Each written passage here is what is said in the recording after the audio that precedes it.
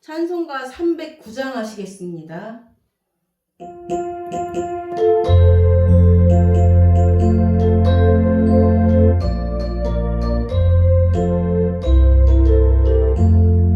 목마른 내 영혼 주가 이미 허락한 그 귀한 영생 주주여 갈망합니다.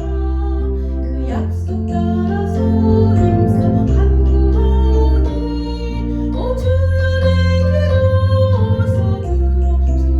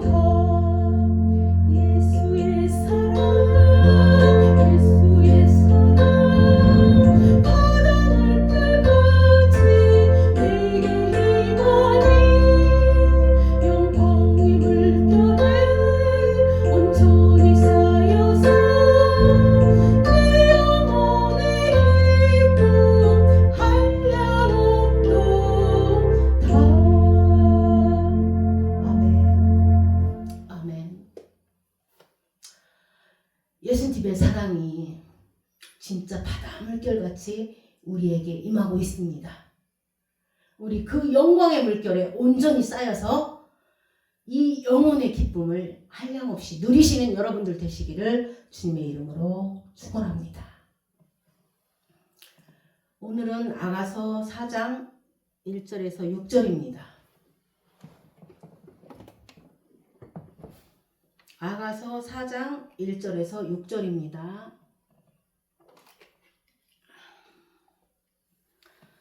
내 사랑 너는 어여쁘고도 어여쁘다. 너울 속에 있는 내 눈이 비둘기 같고 내 머리털은 길르앗산 기슭에 누운 염소떼 같구나. 내 이는 목욕장에서 나오는 털 깎인 암양 곧 새끼 없는 것은 하나도 없이 각각 쌍태를 낳은 양 같구나. 내 입술은 홍색 실 같고 내 입은 어여쁘고 노을 속의 내 뺨은 석류 한쪽 같구나.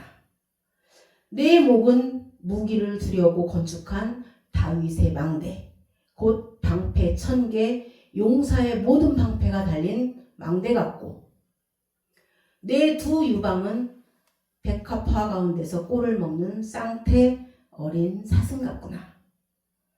날이 저물고 그림자가 사라지기 전에 내가 모략산과 유향의 작은 산으로 가리라. 아멘. 여러분, 아가서는 계속 사랑을 고백하는 겁니다. 그런데 사람이 하나님을 알게 될 때요, 알고 봤더니 당신은 이런 분이셨군요. 그게 그분의 입장에서는 고백이 되는 거고, 그러니까 이제 그분은 내가 너를 이렇게 바라보고 있다. 내가 너를 이렇게 생각하고 있다. 내가 또 이렇게 보이는구나를 얘기하는 것이 하나님이 우리에게 하시는 사랑의 고백입니다. 그래서 아가서는 이렇게 서로 고백하는 소리를 주고받는 이야기들입니다. 그런데 시간이 가면 갈수록 내가 하나님을 몰랐었구나. 그렇죠. 그리고 시간이 흐르면 흐를수록 내가 생각한 것보다 하나님은 나를 더 잘 알고 계셨구나. 그리고 그분은 나를 이렇게까지 사랑하시는구나를 자꾸 깨닫게 되는 겁니다.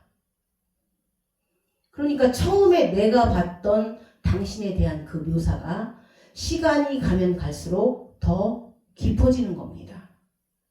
처음에는 그냥 어느 정도까지 알았다면 나중에는 더욱더 깊은 속을 알게 되는 겁니다.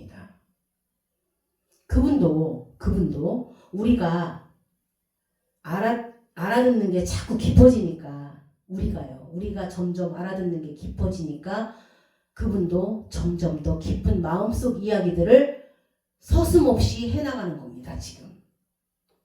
그래서 지금은 점점 더 깊어지는 이야기입니다. 그런데요.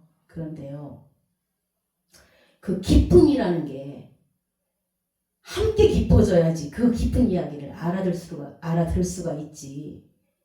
그렇지 않으면 알아듣겠는가요?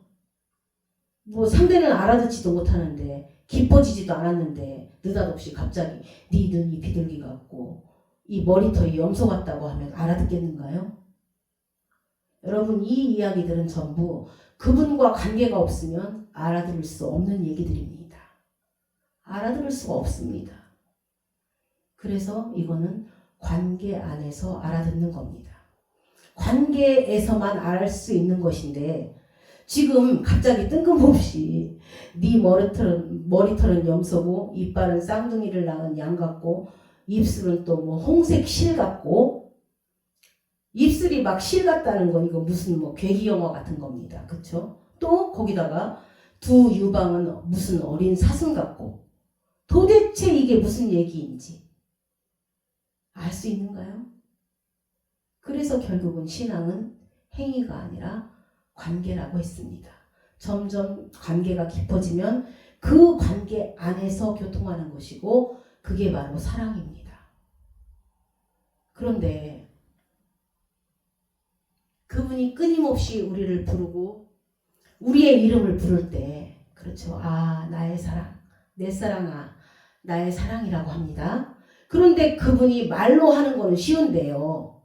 그분께서 우리에게 사랑이라는 단어를 외칠 때 그 말을 하실 때는 그것은 언약이고 약속하시는 거라고 했습니다.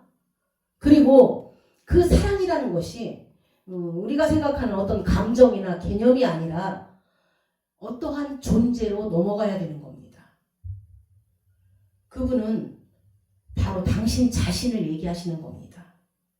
그래서 그분이 나의 사랑이라고 말하면 바로 아가페인 당신을 계속 언약으로 우리 안에 주시겠다는 약속을 하시는 겁니다. 내가 나를 너에게 주겠다. 이 사랑을 너에게 주겠다.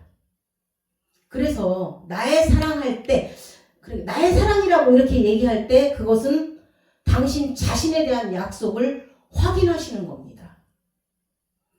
우리의 일생 동안 당신이 당신 자신을 우리에게 주겠다라는 약속을 하는 겁니다. 전에도 말씀드렸지만 그 중풍병 걸린 사람 보고 네 죄가 사해졌다고 하니까 듣는 사람들이 안 좋을 거 아닌가요? 지가 뭔데 죄를 사했다고 하느냐고 빈정거리는데 예수님께서 그 속마음을 아시고 이렇게 얘기합니다. 야, 죄가 사해졌다라고 얘기하는 것과 일어나 걸으라는 것과 어느 말이 더 쉽겠느냐? 그러니까 어느 말이 더 어렵겠냐는 거죠. 그런데 우리 같으면 일어나 걸으라고 하는 게 더 어렵습니다. 일어나 걸으라는데 못 일어나면 낭패니까요. 안 그래요? 그런데 죄를 사했다고 하면 우리는 얼마든지 그렇게 말하면 되는 겁니다. 증명할 필요가 없으니까요. 그런데 주님께서는 죄를 사했다라고 하는 게 훨씬 더 어려운 겁니다. 여러분 한 번쯤 생각해 보셨나요? 이게 왜냐면요. 주님이 너의 죄가 사라졌다고 얘기할 때는 그 말에 대한 당신의 약속이 있는 겁니다. 여러분 어떻게 해야지 죄가 사라지겠는가요? 당신이 십자가의 언약을 성취할 때만 죄가 사해지는 거니까 십자가에서 죽어야 되는 겁니다. 그러니까 그분께서 말씀을 하신다라는 게 우리에게 은혜를 준다는 건데 은혜를 베푸는 자는 항상 자기 희생이 있다는 겁니다. 은혜를 베푸는 자는 그만큼 대가를 치르는 겁니다. 나의 사랑, 우리는 그냥 쉽게 말로 해버리는 거지만 그분은 너는 나의 사랑이다 할 때는 벌써 당신 자신을, 당신의 그 존재를 우리에게 주시겠다고 약속을 하는 겁니다. 여러분 사랑 자체가 존재입니다. 당신입니다. 그분이 내 안에 넘칠 때, 그분이 내 안에 충만할 때 그때야 그게 우리가 사랑을 알게 되는 겁니다. 그게 사랑으로 충만해지는 겁니다. 고린도전서 13장 3절에서 7절을 보시겠습니다. 거기에도 이렇게 써 있어요. 고린도전서 13장 3절에서 7절입니다. 이게 개념에서 존재로 넘어가는 겁니다. 3절 보실까요? 내가 내게 있는 모든 것으로 구제하고 또 내 몸을 불사르게 내어줄지라도 사랑이 없으면 내게 아무 유익이 없느니라. 지금 이 3절의 사랑은 우리가 생각하는 사랑이라는 개념입니다. 그런데 4절에 오면서부터 그 사랑을 당신 자신, 예수 그리스도로 말씀하시는 겁니다. 그래서 그 아가페라는 단어 앞에 그 존재를 나타내는 관사인 해라는 관사가 딱 붙습니다. 그래서 해 아가페. 해 아가페. 그러면서 그리스도는 오래 참고 이겁니다. 당신 자신을 이야기하는 겁니다. 우리 4절 이유를 그리스도를 주체로 해서 한번 읽어보겠습니다. 내 안에 계신 그리스도는 오래 참고, 여러분 우리는 오래 못 참습니다. 그런데 내 안에 그리스도로 충만할 때 그게 참음이 된다는 겁니다. 그리스도는 온유하며 그리스도는 시기하지 않습니다. 그리스도는 자랑하지 아니하며 교만하지 아니하고 내 안에 계신 그리스도는 무례히 행하지 아니하며 그리스도는 자기의 유익을 구하지 아니하며.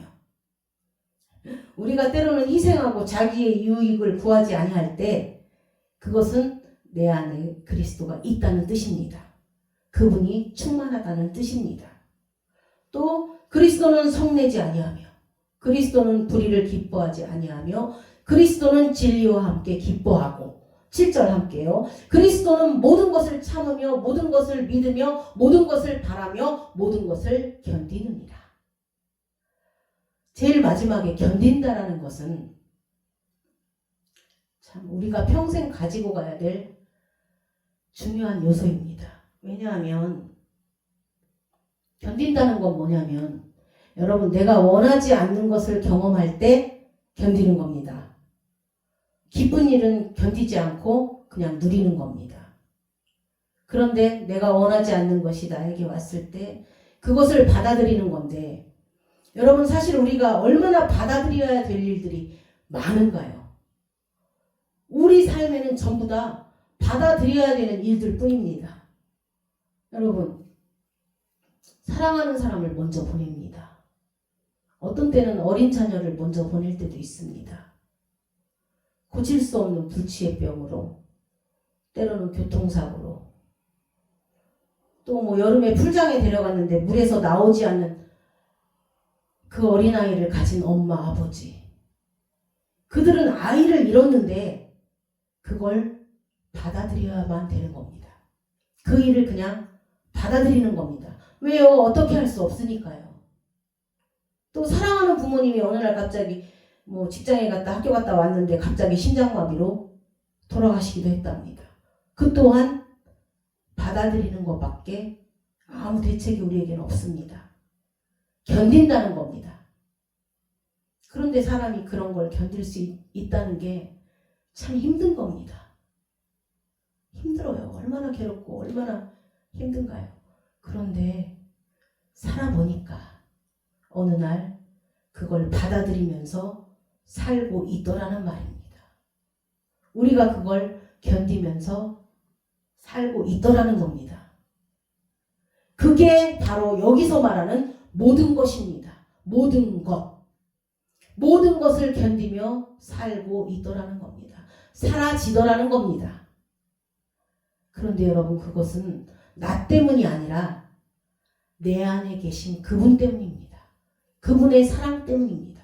그분이 나를 사랑하시고 그 사랑이 내 안에 거하시고 그분이 나로 하여금 모든 것을 참고 모든 것을 견디며 모든 것을 바랄 수 있게 하시고 모든 것을 이길 수 있게 모든 것을 믿을 수 있게 해주시는 겁니다. 그게 진짜 사랑이라는 겁니다. 우리 이 고린도전서 이 말씀이 좀 새롭죠. 여지껏은 전부 당신들이 내가 어떻게 하려고 했잖아요. 근데 그 주체는 주님이시라는 거고 내가 이렇게 살아가고 있는 모든 것도 다 그분 때문이라는 겁니다. 성경이 결국은 그리스도가 사랑이시고 하나님이 사랑이다라는 걸 이야기하는 거고 그분께서 끊임없이 우리에게 말씀을 주시면 그 말씀은 바로 사랑이신 당신을 우리 안에 주시겠다는 겁니다. 그래서 그분이 내 안에 담길 때 그것이 곧 지혜고 그게 바로 거룩함입니다. 우리가 거룩해지는 게 아닙니다. 우리가 지혜로워지는 게 아니라 그분이 내 안에 계신 것이 거룩이고 구속이고 지혜입니다. 그래서 우리가 자꾸 말씀을 듣다 보면 내 사랑 너는 어여쁘다 너는 존귀하다 그런 소리를 자꾸 듣다 보면 이게 처음에는 주님께서 나한테 하는 얘기 나한테 얘기하시는데 이게 점점점 깊어지다 보면 자기가 자기에게 그 얘기를 하게 됩니다.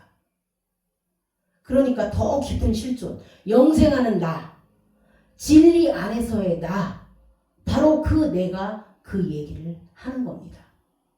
여러분 우리가 감정 또 느끼고 있고 생각하는 내가 나같지만 실제로 나는 이 안에서 그분과 교통하면서 그분 안에서 연합되어진 그 생명 안에서 그 존재가 나 자신에게 계속 그 진리를 얘기해 주는 겁니다. 나는 존귀하다. 나는 하나님이 사랑하는 자다. 그리고 이게 믿음의 소리가 되는 겁니다. 여러분, 우리는 그 힘으로 사는 겁니다. 만약에 기분이 나쁘다면 그 기분 나쁜 게 내가 아닙니다.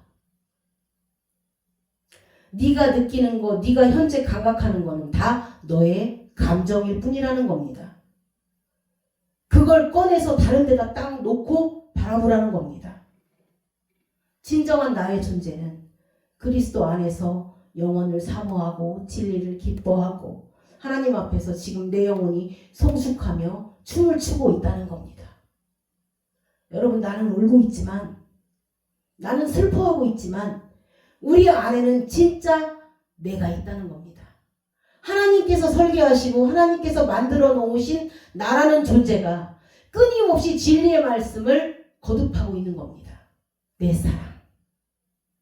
그분께서 나에게 진리의 말씀을 주실 때 내 영혼이 안에서 그걸 메아리 치고 있다는 겁니다. 우리 다시 본문을 보면서 그분께서 나를 어떻게 보시나를 한번 확인하겠습니다. 아가서 4장 1절입니다. 내 사랑, 너는 어여쁘고도 어여쁘다. 노을 속에 있는 내 눈이 비둘기 같고.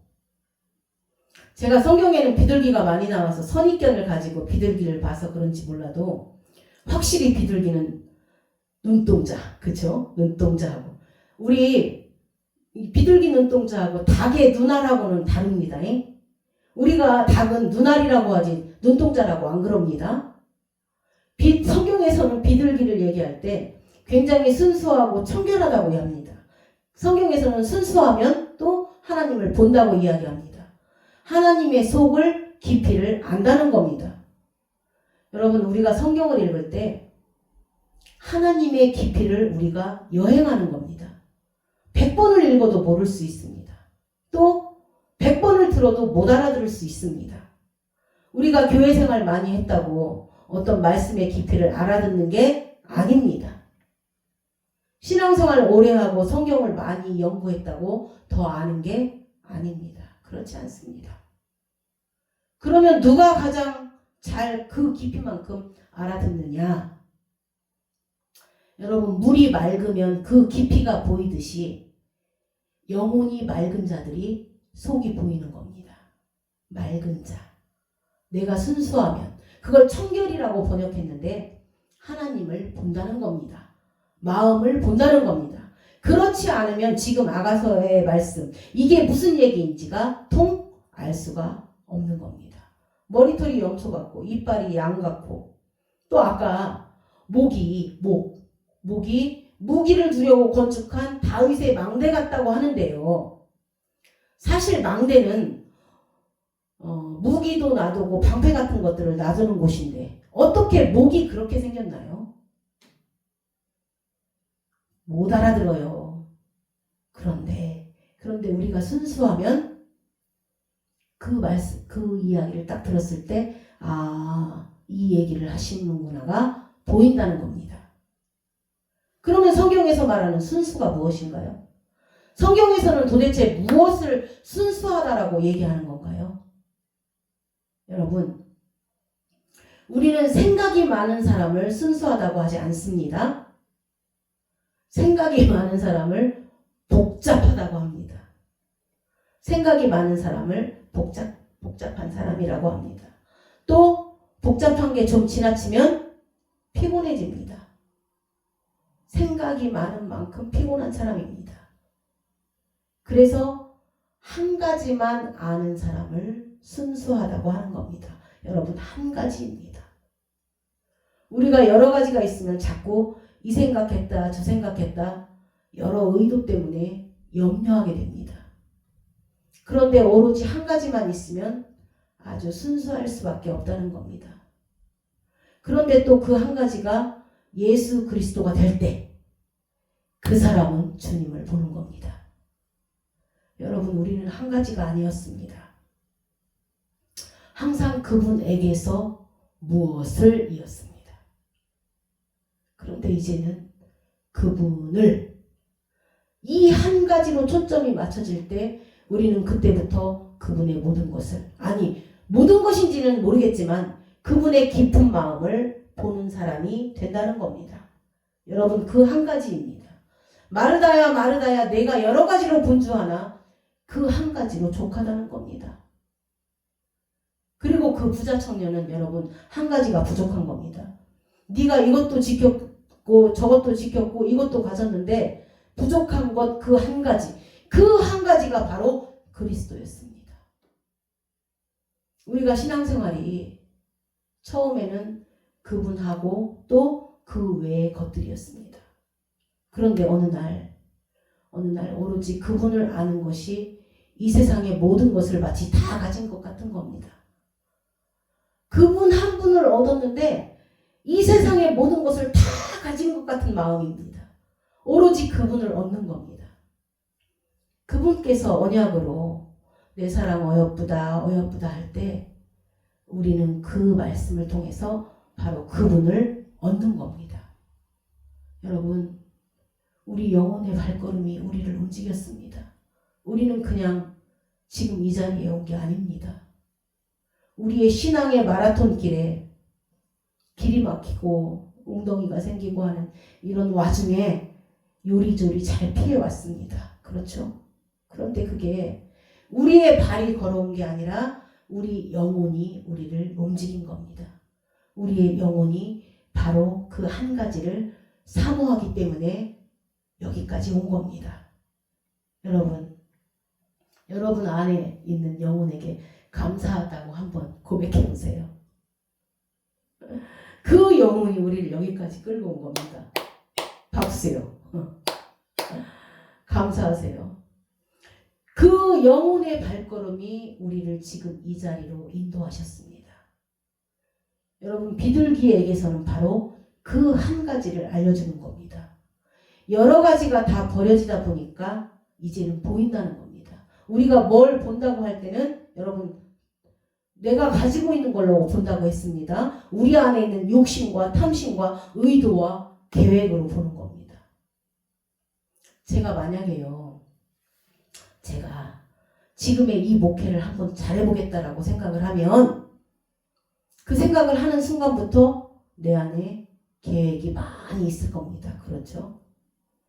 그러면 그때부터는 뭐를 보겠는가요? 이 목회가요, 그때부터는 내가 계획한 것, 그 목적에 부합된 사람들만 보이는 겁니다. 아, 저 사람은 굉장히 헌금을 잘해서 재정적으로 받쳐줄 사람이고, 또 저 사람은 봉사를 잘하면서 말없이 이 교회를 잘 돌아가게 해줄 수 있는 사람이고, 또 저 사람은 전도를 잘해서 이 교회를 많이 부흥시켜줄 수 있는 사람. 그런 것만 보일 거 아닌가요? 사람이 그걸로 보이는 건데 여러분, 그거는 욕심으로 보는 겁니다. 그 사람의 실체를 보는 게 아니라 바로 내 마음을 보는 겁니다. 그런데 실제로 그 많은 것들이 주님 때문에 버려지는 겁니다. 여러분, 우리는 주님을 위해서 무엇을 한다고, 특히나 뭐 개혁을 하겠다고 하는데 하나님은 우리를 개혁자로 부르지 않았습니다. 하나님은 나를 너무 불쌍히 여기고 나를 너무 사랑해서 관계를 맺고 나와 교통하고, 늘 지금 성경에처럼 본문에 나온 것처럼 피로나 내가 너를 사랑한다. 피로나 너는 나의 사랑이다. 너는 나의 어여쁜 자다. 너는 나의 존귀한 자다. 하나님은 나를 만나기 위해서 나를 불러주셨고 나와 교통하기 위해서, 나를 사랑하기 위해서 불러주셨습니다. 이 땅에 복음을 위해서 큰 일을 하라고, 개혁을 하라고 부르지 않았습니다. 여러분, 개혁의 대상이 바로 나인데요. 하나님은 나를 통해서 다른 무언가를 개혁시키는 게 아니라 나를 개혁하기 위해서 부르셨습니다. 그런데 내 마음에 내가 개혁할 것들이 꽉 차니까 무엇이 보이겠는가요? 그때는 그냥 함께 걸어갈 자, 함께 뜻을 할 자, 함께 이 개혁에 동참할 자를 가르고 있는 겁니다. 그런데 그런 것들이 버려지는 겁니다. 이 목회를 통해서 제가 보고자 하는 것들을 다 버리게 만들어 주셨습니다. 이제는 보여주시는 것만 남게 되었습니다. 여러분, 그분을 얻게 되면 그분이 보여주시는 것만 보게 됩니다.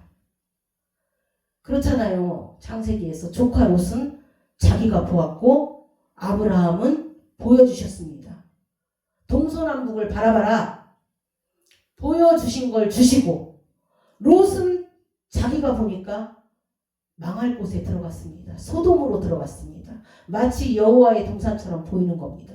이 한 가지라는 거 끊임없이 순수한 영혼으로 우리를 인도해 줍니다. 한 가지만 보는 거. 그 한 가지가 그리스도였을 때 우리의 삶은 모든 것을 얻은 자들입니다. 그분 한 분 때문에 모든 것을 바라고 모든 것을 견딜 수 있습니다. 젊은 청년들에게 제가 권하고 싶은 것은 여러분 이것도 하고 저것도 하지는 못합니다. 진짜 하나여야 됩니다. 신앙생활도 분명히 한쪽이어야 합니다. 이것도 좋고 저것도 좋고 율법도 좋고 복음도 좋고 기복도 좋고 아닙니다. 그건 다 망하는 길입니다. 성경에서 이게 지금 어느 순간에 자탕밥이 되어버렸습니다. 딱 그분만 얻으면 되는데 이것도 좋고 저것도 좋고 한 손에는 떡을 들고 한 손에는 복음을 놓고 이렇게 돼버린 겁니다. 그래서 별별 해석이 다 나오는 겁니다.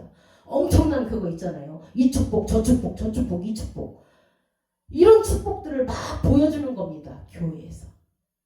우리가 원하는 것들을 막 보는 겁니다. 그런데 여러분 그게 버려져야 됩니다.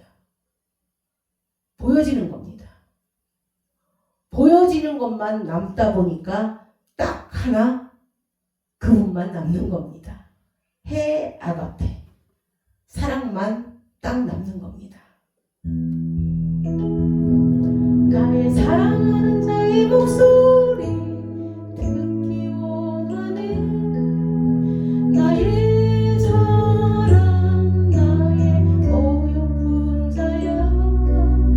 밤이 틈이란 곳에서 듣기 원하네. 부드러운 주님의 음성. 나의 사랑하는 자의 목소리 듣기 원하네. 나의 사랑 나의 어여쁜 자야. 틈이란 곳에서 듣기 원하네. 부드러운 주님의 음성. 나의 사랑 나의 어여쁜 자야. 일어나 일가자. 나의 사랑 나의 어여쁜 자야. 일어나 함께 가자. 나의 사랑하는 자의 목소리 듣기 원하네. 나의 사랑 나의 어여쁜 자야. 틈이란 곳에서 듣기 원하네. 부드러운 주님의 음성. 나의 사랑 나의 어여쁜 자야.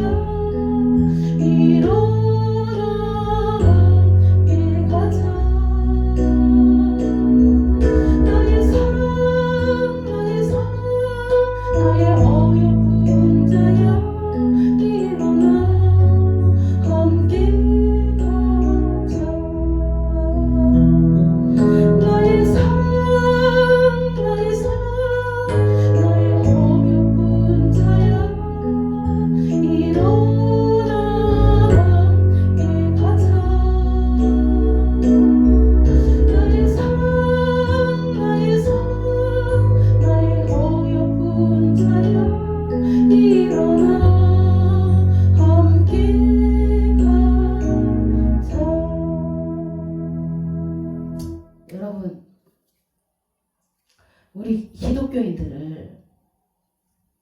이 시대를 위해 부른 용사처럼 막 끌고 다니는데 끌려다니지 마세요. 그러면 그것도 하나님의 뜻이라고 하시는 분도 있겠습니다만 우리 신앙의 끝은 모든 게 연기처럼 다 사라졌는데 그곳에 해 아가페 그리스도의 사랑만 딱 남아 있어야 합니다. 그 사랑을 가지고 있기 때문에 그 안에 평강과 희락과 온유함과 기쁨과 자유가 있는 거지. 우리를 막 마지막 시대의 전투부형으로 부른 게 아닙니다. 여러분 성경은 항상 그때가 마지막 시대입니다. 그 사람이 살아가는 시대가 마지막 시대입니다. 그런데 그 시대에 그리스도만 남는 사람입니다. 그런데 지금 사단의 계획, 그거는 하나님이 원하지 않는 쪽으로 밀려갑니다. 마치 정작 그리스도인이 가져야 될 진짜 희락과 평강, 그리스도의 사랑은 다 없어지고 전부 임무만 남았습니다. 공포감을 주고 심각함을 주고 비장함을 주고 그게 아니라는 겁니다. 여러분 그분만 남으면 되는 겁니다. 그분만 남다 보니까 그 결과로 어느 날 나도 순교자가 되고 너무 사랑하니까 그 결과로 모두 견딘다고 하지 않는가요? 사랑하니까 어느 날 선교지에 가서 선교도 하고 그 가난한 사람들을 위해서 내 몸을 바치기도 하고 그러다 보니까 길거리 가서 전도도 하고 사랑도 하고 손해도 보는 겁니다. 여러분 우리가 성경을 내가 보려고 하는데 성경은 내가 보는 게 아니고 보여지는 겁니다.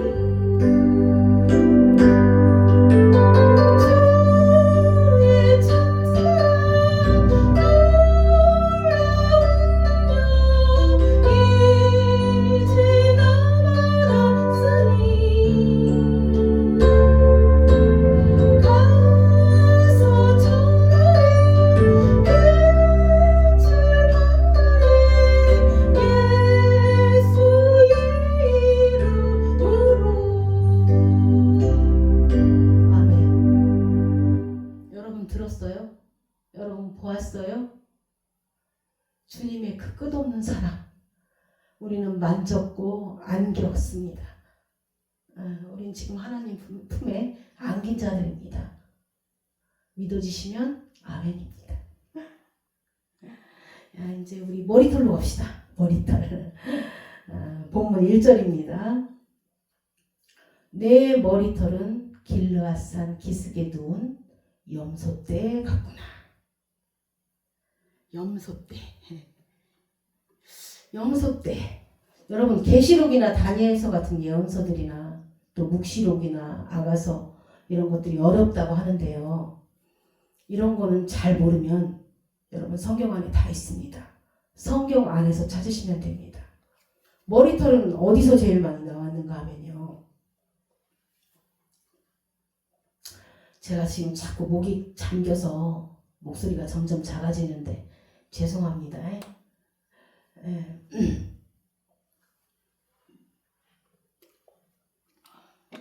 물 좀.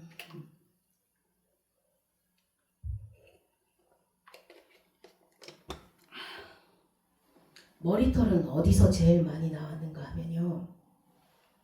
내가 네 머리털 하나도 잃지 않겠다는 얘기입니다. 그래서 내가 네 머리털 하나도 상하지 않겠다. 상하지 않게 하겠다. 그 다음에 또 머리털은 모든 게 다 그분이 세신 바 되었다. 이런 말이 나옵니다. 기억하세요? 우리 마태복음 10장 29절을 보시겠습니다. 마태복음 10장 29절에서 30절을 보시겠습니다. 참새 2마리가 한 아사리온에 팔리지 않느냐. 여러분 참새는 아주 싼 겁니다. 별로 가치 없는 참새가 그 참새가 전깃줄에서 떨어지는 것도 하나님께서 허락해야 떨어진다는 겁니다. 그러나 너희 아버지께서 허락하지 아니하시면 그 하나도 땅에 떨어지지 아니하리라. 맞죠? 너희에게는 머리털까지 다 세신 바 되었나니 두려워하지 말라. 너희는 많은 참새보다 귀하니라. 여러분 그러면 이런 이야기를 통해서 그분께서 계속 우리에게 머리털 그러면 결국은 하나님이 우리를 감찰하신다는 겁니다. 하나님이 우리의 머리털 하나하나를 감찰하신다는 겁니다. 세신 바 되었다는 게 바로 그거죠. 하나님이 나의 일어서고 앉음까지 감찰하신다는 겁니다. 여러분 우리가 사람들과 관계를 맺다 보면 억울할 때가 있습니다. 그런데 그때 우리는 하나님과 더욱더 가까워집니다. 사람들에게 오해당할 때 그리고 그 오해가 잘 안 풀어졌을 때 하나님과 더 가까워진다는 겁니다. 이게 무슨 얘기냐면요. 오롯이 그분이 다 아신다는 겁니다. 나의 일어서고 앉음을 감찰하시니까요. 나의 슬픔과 아픔과 또 밀려오는 고독함과 밀려오는 외로움들을 하나님께서 다 아신다는 겁니다. 지금 이 상황에서 내가 어떻게 할 수가 없는 걸 주님은 아신다는 겁니다. 그분이 머리털을 얘기할 때는 그 하나하나를 세신 하나님을 생각해 보자는 겁니다. 그러면 그분은 아직도 나를 묘사하면서 당신이 나를 위하여 베푸실 일을 또 확인하시는 겁니다. 당신이 나를 위해서 할 일을 또 얘기하시는 겁니다. 여러분 마태복음 5장에는 또 이렇게 써 있습니다. 마태복음 5장 34절에서 36절입니다. 마태복음 5장 34절에서 36절입니다. 나는 너희에게 이르노니 도무지 맹세하지 말지니 하늘로도 하지 말라. 이는 하나님의 보좌임이요 땅으로도 하지 말라. 이는 하나님의 발등상임이요 예루살렘으로도 하지 말라. 이는 큰 임금의 성임이요 내 머리로도 하지 말라. 이는 내가 한 터럭도 희고 검게 할 수 없습니다. 여러분 놀라지도 않아요? 우리의 하얀 머리, 검은 머리도 하나님께서 허락하신다는 겁니다. 머리털을 지금 보면, 지금 머리털 얘기를 보면 내가 내 인생을 좌지우지할 수 없다. 그것조차 하나님이 허락하신 것 안에서 되어진다는 겁니다. 여러분 그 길르앗산에서 그 풀어둔 염소, 내 머리털이 염소 같고, 그죠? 그때 당시에 목축하는 사람들에게 있어서 그 염소 한 마리 한 마리가 얼마나 소중하겠는가요? 때로는 그 소중한 염소를 지키기 위해서, 그 양을 지키기 위해서 늑대들과 싸웠을 거 아닌가요? 때로는 곰이 나타나면 막대기를 휘둘러가며 곰을 내쫓았을 거 아닌가요? 사자 발톱에서도 그걸 꺼냈다고 하는데, 그만큼 목축을 하는 사람들에게 있어서 그것도 길라산에서 풀을 먹이기 위해 풀어놓은 그 염소들은 정말 귀한 겁니다. 그때 당시에 목축을 하던 시대에 그 표현으로 하면 너는 너무 귀한 자다. 내가 머리털 하나하나를 염소 세듯이 감찰한다는 뜻입니다. 여러분, 염소를 얘기할 땐 귀한 겁니다. 한 마리 한 마리 다 세신바 되었다는 겁니다. 우리의 머리카락을 센다. 머리털 하나도 떨어지지 않겠다. 하나도 상하지 않겠다. 그만큼 네가 귀하다라는 말씀을 전해주신다는 겁니다. 이해가 가시나요? 다시 본문 2절로 갑니다. 이빨입니다. 이번엔 이빨. 본문 2절. 내 이는 목욕장에서 나오는 털 깎인 암양, 곧 새끼 없는 것은 하나도 없이 각각 쌍태를 낳은 양 같구나. 여러분, 우리가 어려서는 젖을 먹으니까 이빨이 필요가 없습니다. 그런데 성숙해지면서 단단한 식물을 먹게 됩니다. 지금 저와 여러분은 현재 단단한 식물을 먹고 있는 겁니다. 우리 어렸을 때는 그런 얘기만 했습니다. 예수님 말 잘 들으세요. 헌금 떼먹지 마세요. 주일 잘 지키세요. 예배 빠지지 마세요. 그러면 여러분 천당 갑니다. 그렇죠? 어렸을 땐 그런 얘기 들었잖아요. 그래서 우리가 어려서는 천당 가면 뭐 맛있는 게 많이 있고 좋은 것들이 가득한 곳이라고 생각을 했습니다. 그런데 지금 우리의 천국은 어떤가요? 그런 게 아닙니다.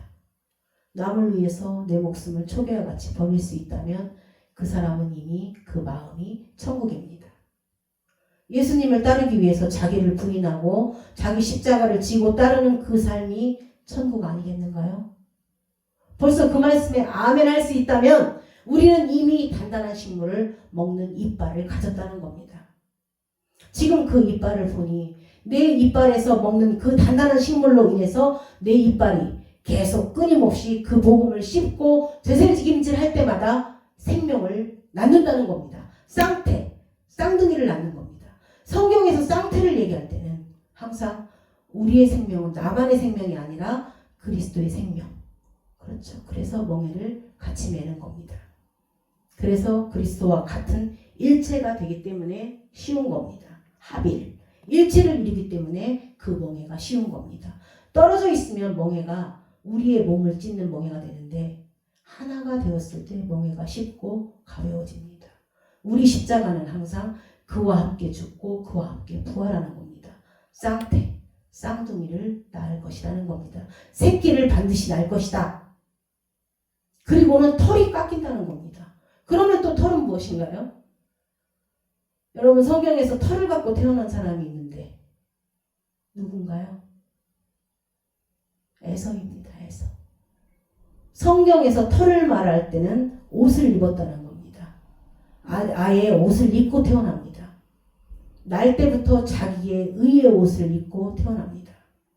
그런데 우리가 그리스도의 단단한 복음의 식물을 먹을 때마다 자기의 의, 내가 입고 있는 옷이 벗겨지고 털이 깎여지고 그곳에 그리스도로 옷 입는 일이 일어납니다. 두 가지가 동시에 일어납니다. 식물을 먹을 때마다, 우리가 진리를 대할 때마다 나의 의가 벗겨지고 그 다음에 그리스도로 옷을 입어서 새 생명을 낳게 된다는 이야기입니다. 그 다음에 이제 3절입니다. 오늘은 이 단어 하나하나를 설명해 드리는 걸로 요점을 두고 있습니다. 3절, 내 입술은 홍색 실 같고, 내 입술은 홍색 실 같고. 우리가 입을 벌릴 때마다 무엇이 나오는데 그 나오는 것이 지금 실이라고 하는데, 여러분, 내 입술은 홍색 실 같고. 실. 그 실이라는 히브리어는 후트라는 단어인데 그 단어가 꼬매다라는 단어에서 유래가 된 겁니다. 꼬매다. 그러니까 내 입술은 꼬매는 어떤 물질이라는 뜻입니다. 여러분, 지금은 연보시대라고 합니다. 버릴 연자에 꼬맨다는 겁니다.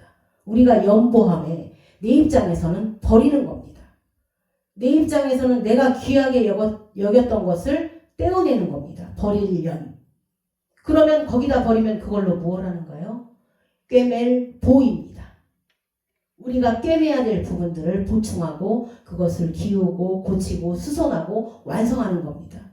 그래서 선교지에 성경운도 보내고 가난한 교회도 도와주고 가난한 목회자들도 도와주고 고아와 과부를 위로하고 성도들이 함께 이 교회 안에서 예배들을 드릴 수 있도록 연보를 하는 겁니다. 그게 연보입니다.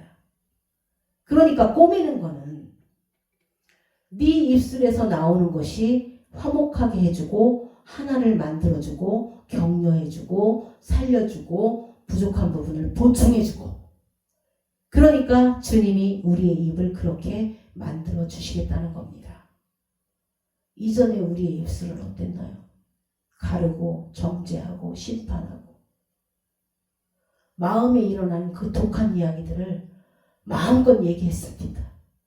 그것이 상대방에게 어떻게 피해를 주든지 아무 상관없이 우리는 그런 이야기들을 쉽게 퍼부었습니다. 정죄하고 판단하고 막 독이 나갔습니다.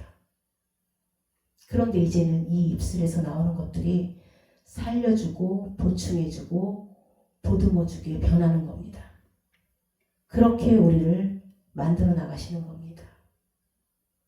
우리의 온 모습 하나하나를 그렇게 만들어 주시는 겁니다.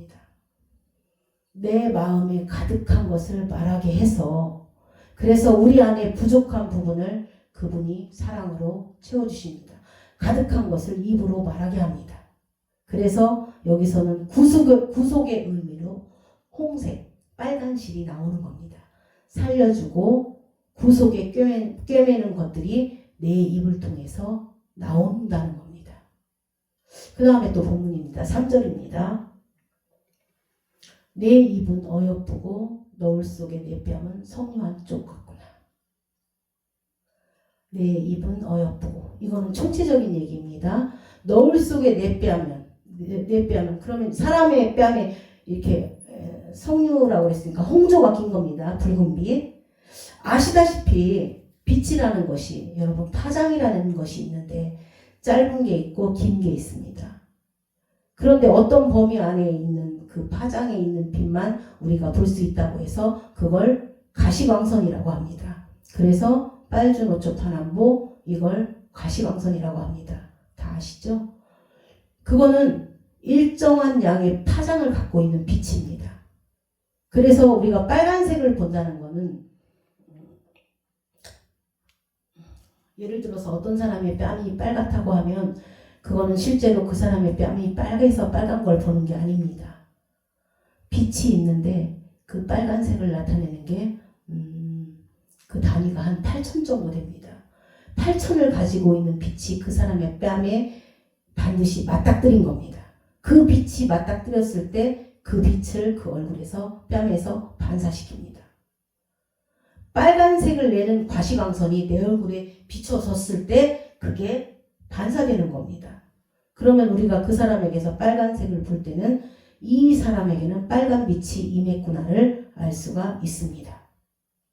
그 사람 얼굴에 어떤 색깔이 있다면 그것은 이 사람 얼굴에 그 빛이 계속 비추어지고 있구나를 아는 겁니다. 그 빛이 비춰지고 있다는 증거입니다. 이 사람에게 그리스도의 색깔이 나온다면 그리스도가 빛이 되어서 이 사람을 계속 끊임없이 비춰주고 있다는 겁니다. 성경에서 확인할까요? 고린도후서 4장 6절입니다. 고린도후서 4장 6절입니다.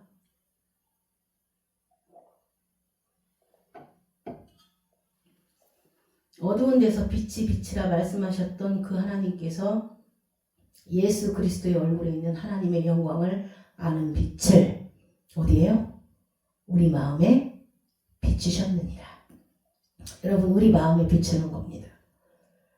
그런데 우리의 마음이 제일 먼저 나타낸 게 뺨입니다. 우리가 마음에 드는 사람을 보면 얼굴이 빨개지는 것과 같습니다. 주일날 여러분 얼굴을 보면 거의 얼굴이 다 빨갛습니다. 그러면 그거는 여러분이 밝은 게, 여러분이 빨간 게 아닙니다. 누군가 빨간 걸 비춰준 겁니다. 마음에 비치는데 얼굴에 이게 비추는 겁니다. 그것이 반사된 겁니다. 아, 이 사람에게는 그리스도의 죽음과 그리스도의 죽음은 여러분 그리스도의 사랑입니다.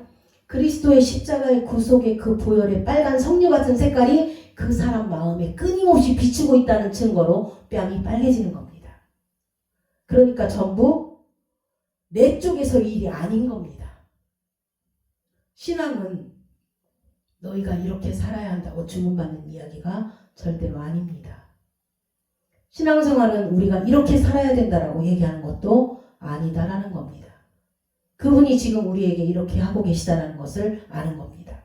그리고 그거를 알 때 그것이 우리에게 믿음이 되는 겁니다.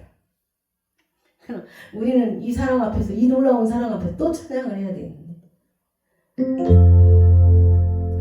예수는 참 포도나무 우리는 가지니 성령의 열매 맺고자 주님 안에 영원히 살리라. 주 안에 살리라. 주 안에 살리라. 사랑 기쁨 건강과 평화 영원한 행복과 능력과 승리와 모든 것 더하여 주시네. 예수는 선하신 목자 우리는 약대이니 푸른 들 맑은 물가로 주가 친히 이끌어 주시네.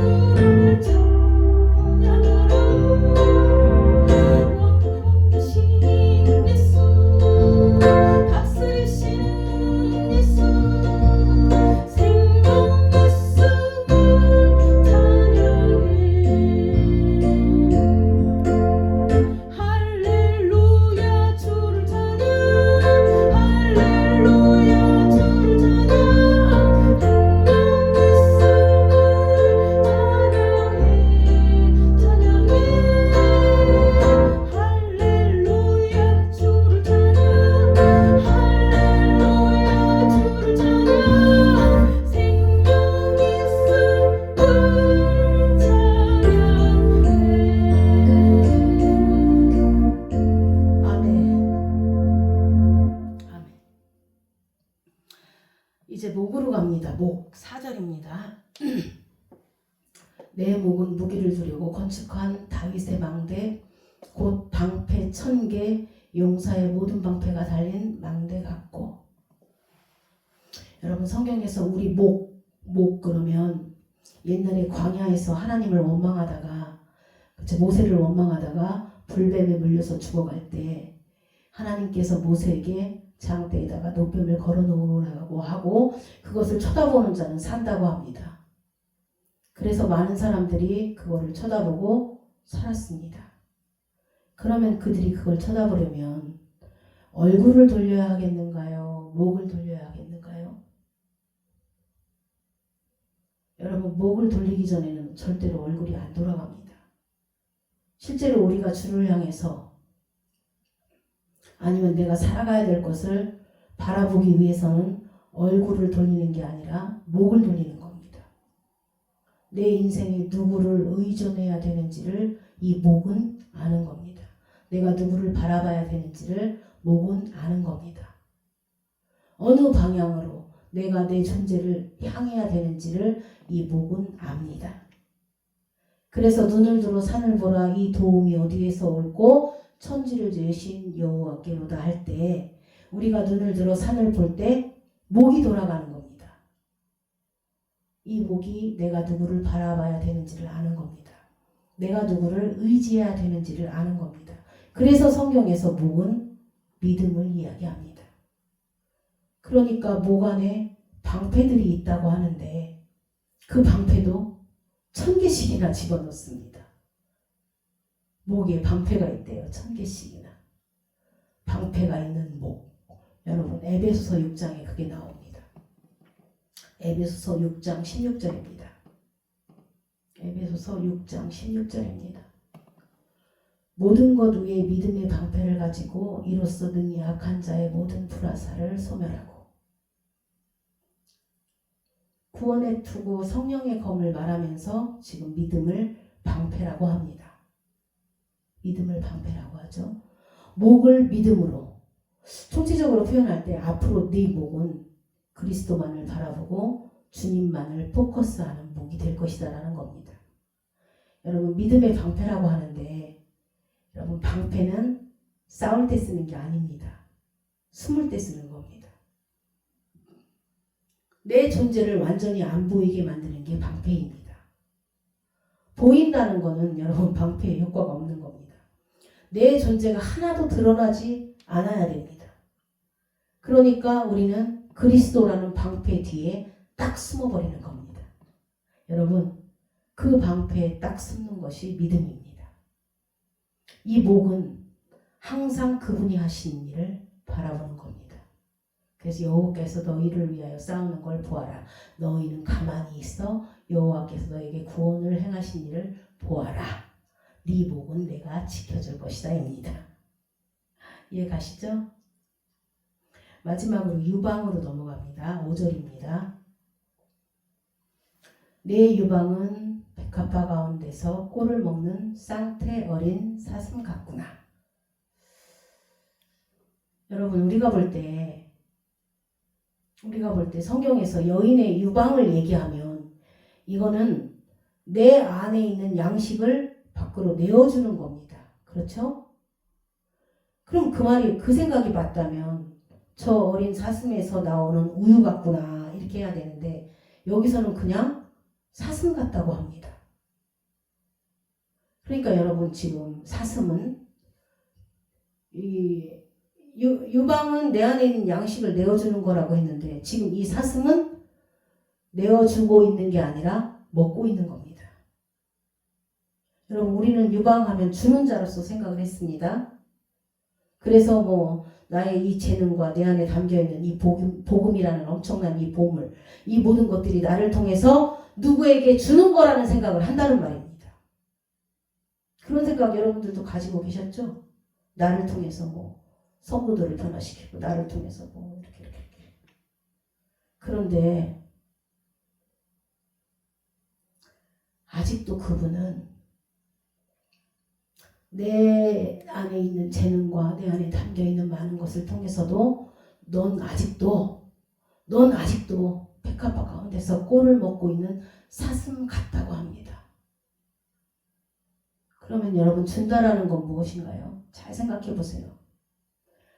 이게 준다라는 게 우리가 생각하는 준다가 아니에요. 이 준다라는 건 먹음의 결과가 되어야 한다는 겁니다.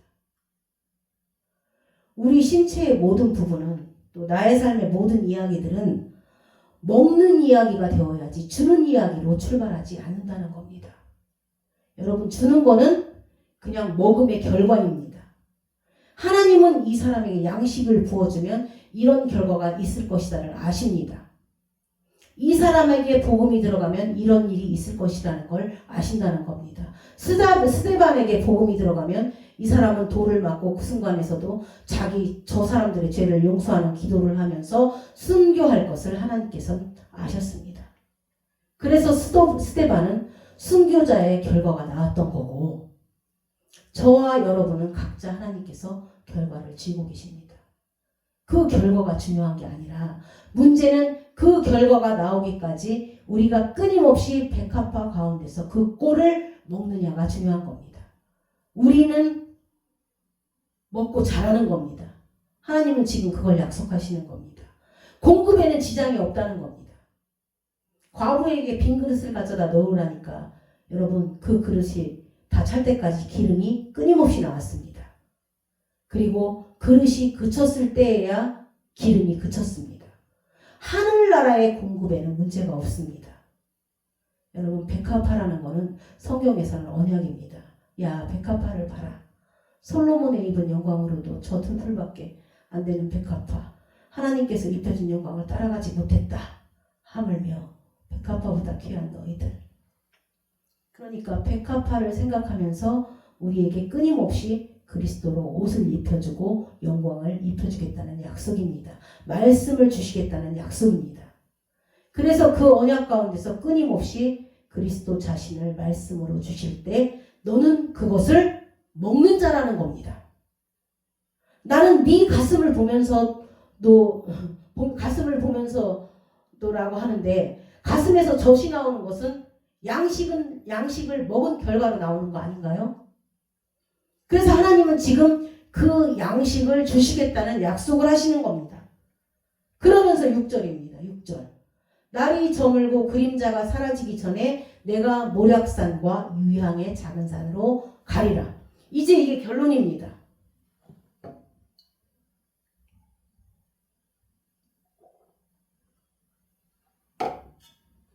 여러분, 여태까지는 이 여자 마음이 왔다 갔다 했습니다. 이 사랑이 너무 좋은 겁니다.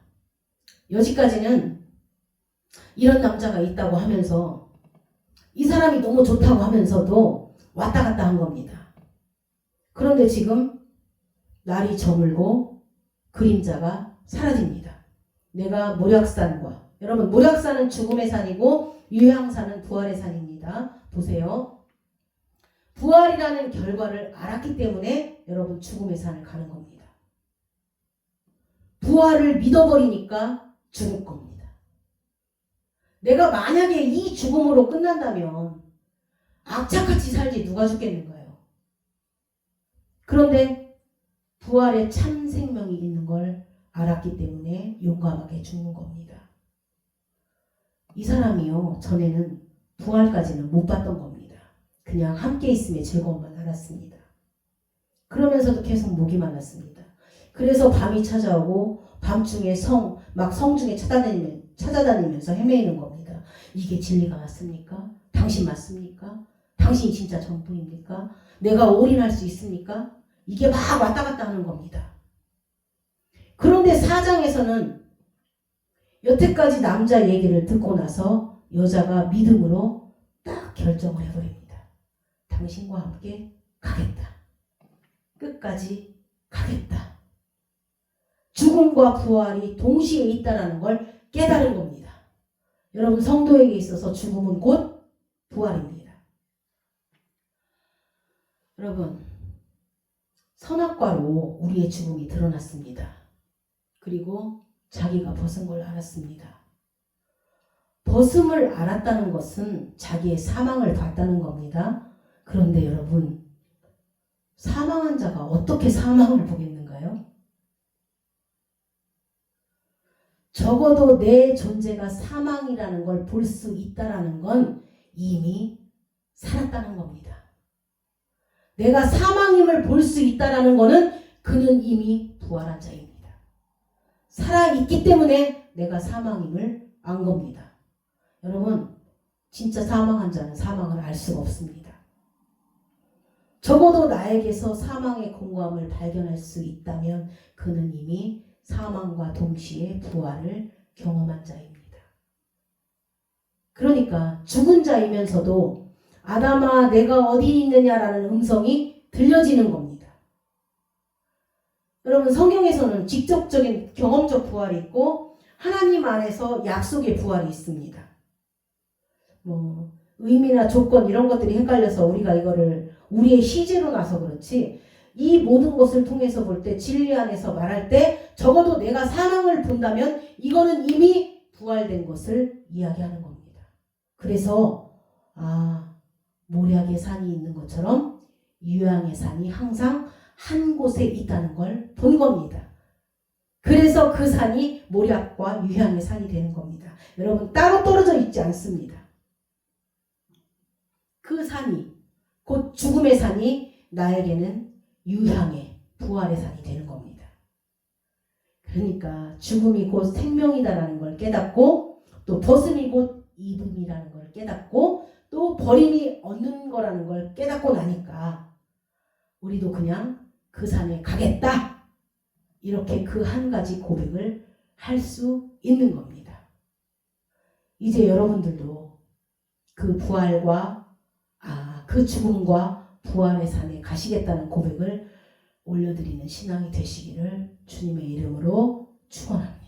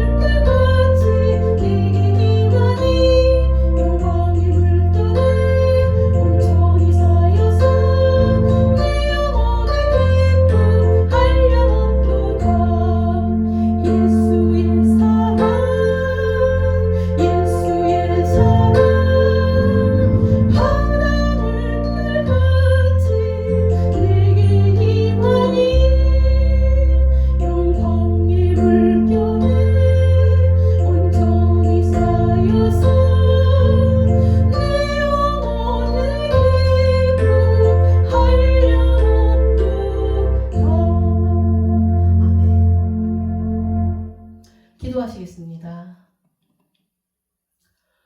살아계신 하나님, 우리 아버지 너무너무 감사합니다. 이제는 우리가 알았습니다. 인생은 오로지 한 가지, 당신만을 향해서 당신만을 바라보고 당신의 음성만을 듣기를 갈망하며 당신과 참된 진리를 나누고 그 진리 안에서 교통하고 당신께 끊임없이 나의 사랑을 고백하고 또 나를 위해서 당신의 생명을 내어주신 그 사랑을 날마다 경험하는 그 한 가지가 되게 하여 주옵소서. 더 깊은 그 마음을 깨달으며 만지며 오로지 당신만을 송축하는 인생이 되게 하여 주옵소서. 또 그 한 가지 때문에 비록 많은 것들이 버려질 때 그래서 그것이 우리에게 고통이 되지 아니하고 우리의 삶이 자연스러운 일이 되게 하시고 그것이 우리 삶이 되게 하시고 모든 것이 버려질지라도 오로지 당신 한 분 안에서 다시 살아남으로 버려진 모든 것들이 그리스도 안에서 주어지는 놀라운 축복이 있게 하여 주옵소서. 모든 것을 포함하신 분임을 알기 때문에 모든 것을 가지신 분임을 알기 때문에 모든 것을 가지신 분의 그 사랑을 받고 있기 때문에 우리가 모든 것을 바라며 모든 것을 참으며 모든 것을 견딜 수 있게 하여 주옵소서. 감사드리며 예수 그리스도의 이름으로 기도드렸습니다. 아멘.